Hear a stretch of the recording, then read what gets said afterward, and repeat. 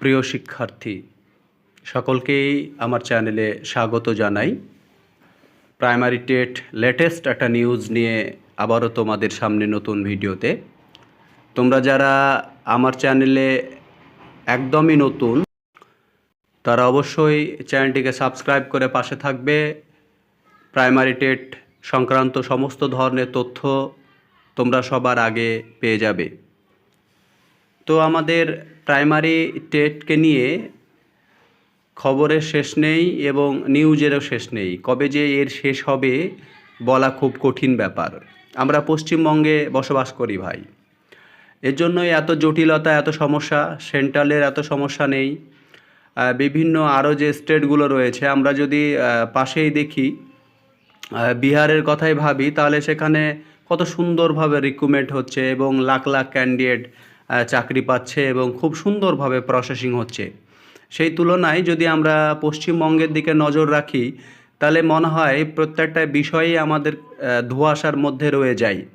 মানে সেটা recruitment process থেকে, প্যানেল থেকে শুরু করে সমস্ত বিষয়ে মনে হয় একটা জটিলতা তৈরি হয়েই আছে।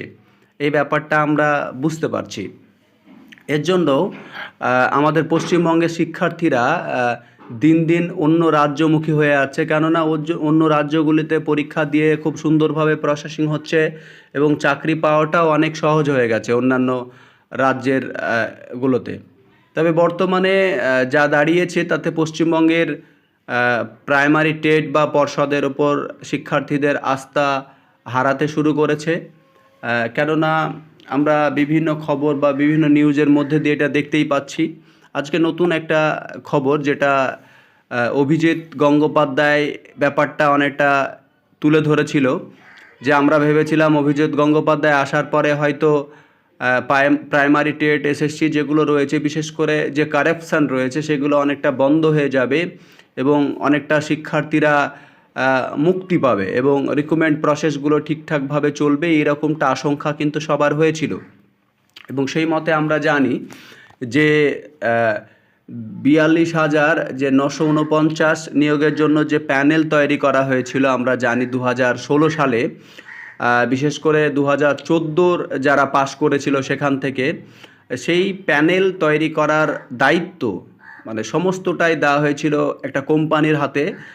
পরবর্তী এটা কোনো স্টুডেন্ট বা শিক্ষার্থী ছিল এটা কিন্তু জানতো না, কিন্তু পরবর্তীতে অভিজিৎ গঙ্গোপাধ্যায়ের এজলাসে যখন কেসটা ছিল, তখন বা সিবিআই তদন্তের মধ্যে দিয়ে বেরিয়ে আসে যে এই সমস্ত যে রিক্রুটমেন্ট প্রসেসিং ছিল সমস্তটাই একটা কোম্পানির হাতে তুলে দেওয়া হয়েছিল। তারাই লিস্ট প্রকাশ করেছে তাদের মতো করে। এতে করে একটা সুবিধা হয়েছে, কিছু স্বার্থলোভী, কিছু দালাল, কিছু অসাধু মানুষ রয়েছে যারা টাকা নিয়ে প্রচুর পরিমাণে টাকা তুলেছে, টাকা তুলে চাকরিতে অংশগ্রহণ করেছে এবং দেখা যাচ্ছে যে এখন চাকরিও করছে। এবং সেই অনুযায়ী জানি আমরা যে অভিজিৎ গঙ্গোপাধ্যায়ের যে লিস্ট এসছিল, সেখানে প্রায় 32,000 শিক্ষার্থীদের নাম এসছিল যারা বিশেষ করে এইভাবে ঢুকেছে। তবে বর্তমানে যেটা দাঁড়াচ্ছে সেটা হচ্ছে এই যে পর্ষদের কাছে এখন পর্যন্ত কোনো ওয়েমার নেই, কোনো এভিডেন্স নেই। এই পর্ষদ এটা জানিয়ে দিয়েছে। তাহলে এখন বিষয় হচ্ছে যে এই যে এতগুলো রিক্রুটমেন্ট হলো, এই রিক্রুটমেন্টের যে সমস্ত নথি, এই নথি যদি না থাকে তাহলে অবশ্যই পর্ষদকে জবাবদিহি করতে হবে। এবং আগামী কালকে এই কেসের শুনানি রয়েছে। সেখানে এই যে 42,950 সিট নিয়োগ রয়েছে, তার থেকেও বেশি নিয়োগ করা হয়েছে। এই যে বেশি নিয়োগ কেন করা হলো, তারপরে এই যে নিয়োগের ক্ষেত্রে এত বেনিয়ম, এত কারাপশান, এত কেলেঙ্কারি কেন হলো, এটা পর্ষদকে এবং তার সঙ্গে জড়িত সমস্তকে উত্তর দিতে হবে। কোর্টকে অবশ্যই সমস্ত কিছু জানাতে হবে। এছাড়াও যারা এই কেসের পিটিশনার রয়েছে তারা অবশ্যই স্ট্রং রয়েছে। স্ট্রং না থাকলে এত সুন্দর জিনিস সবার সম্মুখে আসতো না, সবাই জানতে পারতো না। তো যাই হোক, যে বিষয়টা রয়েছে এখানে কিছু কিছু বানান মিস্টেক রয়েছে, একটু দেখে নিবা এগুলো। তো এই যে বর্তমানে পশ্চিমবঙ্গের পরিস্থিতি, এই পরিস্থিতিতে 2014 সালের নিয়োগ তো হয়ে যাচ্ছে, চাকরি পাক বেকাররা, অসুবিধা নেই, চাকরি পেলেই বেকারত্ব কমবে, অনেক সংসার বাঁচবে। কিন্তু কথা হচ্ছে লিগ্যাল ওয়েতে হোক। সমস্ত এতটা কারাপশান, এতটা নিয়োগ দুর্নীতি আমার মনে হয় যে পশ্চিমবঙ্গতেই হয়, তাছাড়া কোনো রাজ্যে এরকমটা হয় না।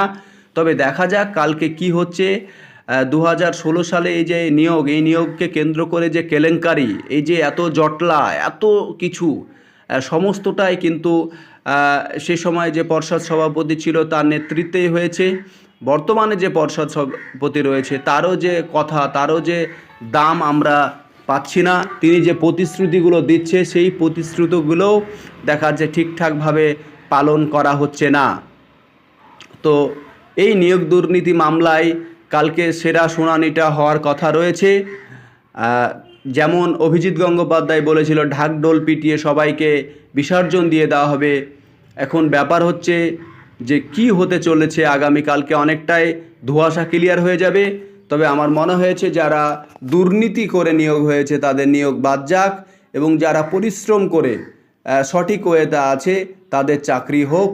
সকলকেই আবারও শুভকামনা জানিয়ে আজকে এই যে ইনফরমেশান সেটা তোমাদের দিলাম। পরবর্তীতে কি হচ্ছে এই কেস নিয়ে সেটা জানানো হবে। সকলেই ভালো থেকো।